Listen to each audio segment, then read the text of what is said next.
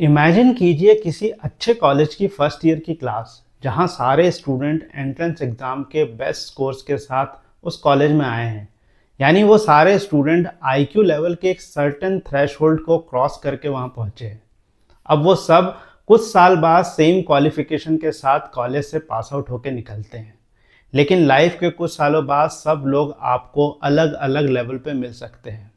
और ये ज़रूरी नहीं है सक्सेस का पैरामीटर यहाँ सिर्फ पैसा कमाना ही हो सकता है कोई अच्छी कॉर्पोरेट जॉब कर रहा हो तो कोई सिंगिंग या एक्टिंग में स्ट्रगल कर रहा हो।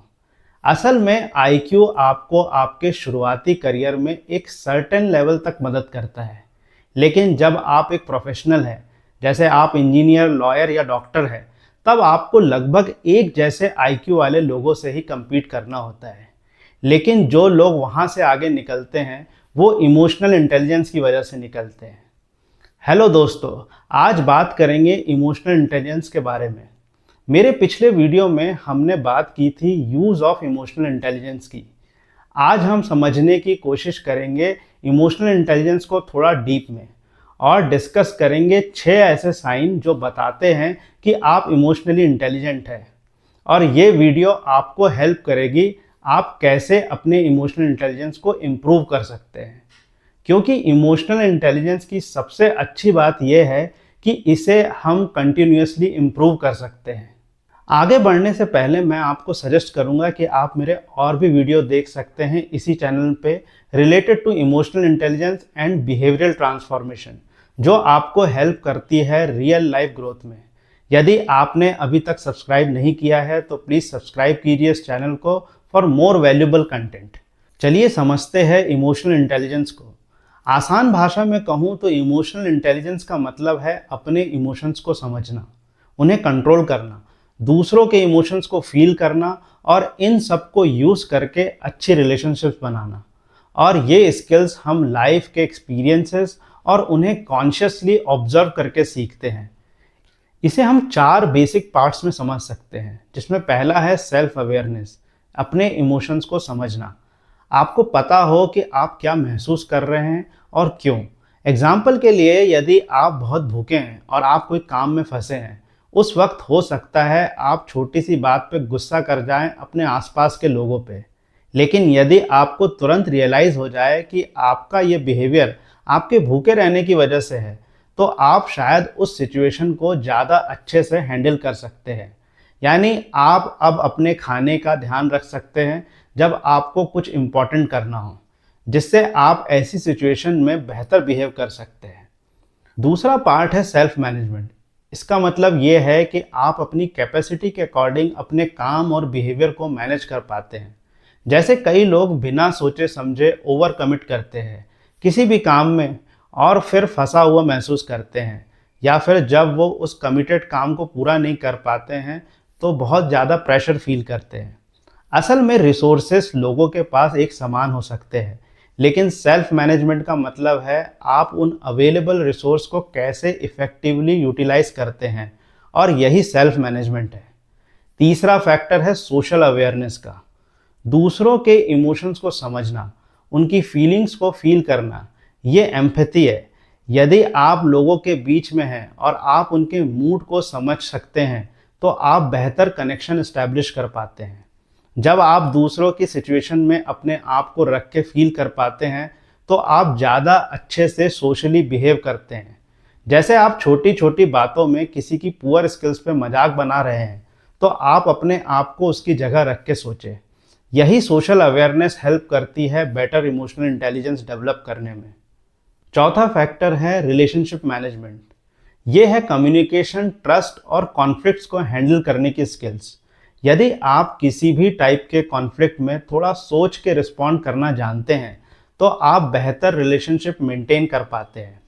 किसी भी कॉन्फ्लिक्ट के बढ़ने के कारण अक्सर ओवर रिएक्ट करना या फिर प्रॉपर कम्युनिकेशन का ना होना ही होता है। कई बार सही तरीके से बात करने से कॉन्फ्लिक्ट रिजॉल्व होते हैं, बजाय कम्युनिकेशन को अवॉइड करने के। चलिए डिस्कस करते हैं वो 6 साइन जो बताते हैं कि आप इमोशनली इंटेलिजेंट हो। पहला ये कि इमोशनली इंटेलिजेंट पीपल जानते हैं और एक्सेप्ट करते हैं कि वो हमेशा राइट नहीं हो सकते। यदि वो किसी कॉन्वर्सेशन में गलत साबित होते हैं तो अपने ईगो को साइड में रख के अपनी गलती एक्सेप्ट करते हैं। इसी तरह वो दूसरों पे अपने पॉइंट ऑफ व्यू को इन्फोर्स भी नहीं करते हैं, क्योंकि कई सारे इश्यूज पे सिर्फ राइट या रॉन्ग से परे मल्टीपल पॉइंट ऑफ व्यू हो सकते हैं।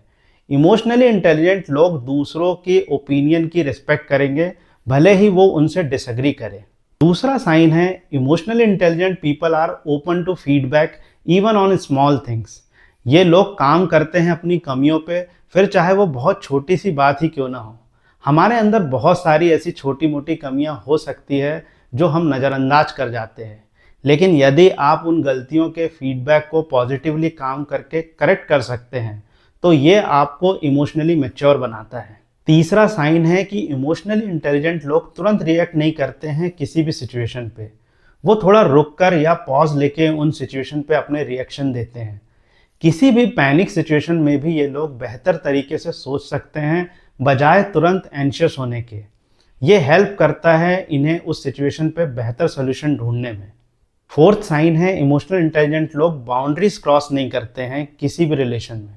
ये लोग चीप जोक नहीं करेंगे और ख़ास तौर पर ऐसी बातें नहीं करेंगे जो किसी को इन्फीरियर फील कराएं, क्योंकि ये लोग बहुत अच्छे से समझते हैं कि how to choose the word, क्योंकि कई बार आपका बोला हुआ दूसरों को हर्ट कर सकता है बट ये आपको नहीं पता होता है। इसीलिए इमोशनली इंटेलिजेंट लोग उतने फनी ना लगे, बट ये इसलिए है क्योंकि वो अपनी बाउंड्रीज जानते हैं हर रिलेशन में। पांचवा साइन है कि ये लोग बहुत केयरफुली लोगों को सुनते हैं और पूरा ध्यान देने की कोशिश करते हैं जब आप उनके साथ किसी कॉन्वर्सेशन में इन्वॉल्व होते हैं। ये एक ऑनेस्ट अप्रोच है जो ये बताता है कि आप जिनसे बात कर रहे हैं वो आपके लिए इम्पॉर्टेंट है। किसी से भी बात करते समय अननेसेसरी फ़ोन चेक करना, उनकी बातों पे ध्यान ना देना, ये सब इमोशनली इंटेलिजेंट लोगों के लिए डिसरेस्पेक्टफुल हो सकता है। सिक्स्थ साइन है, they love and respect their individuality and others too. Emotionally intelligent लोग अपने आप के बारे में और अपनी ऑथेंटिसिटी को समझते हैं, इसीलिए उनके लिए किसी ट्रेंड को फॉलो करना या कंफॉर्मिटी में रहना उतना पसंद नहीं हो सकता है, और हो सकता है वो अपनी इंडिविजुअलिटी में दखलंदाजी भी पसंद ना करें। जैसे यदि उन्हें कुछ समय के लिए अकेले रहना पसंद है तो वो एक्सपेक्ट करते हैं कि वो स्पेस उन्हें मिले, और इसी तरह वो दूसरों के अलग बिहेवियर और पसंद नापसंद को भी बराबर रिस्पेक्ट करना जानते हैं। बेसिकली वो डिफरेंसेस को एक्सेप्ट करते हुए लोगों के साथ रिलेशन रख पाते हैं। आई होप आपको आज के डिस्कशन में कुछ वैल्यूबल जानने को मिला होगा।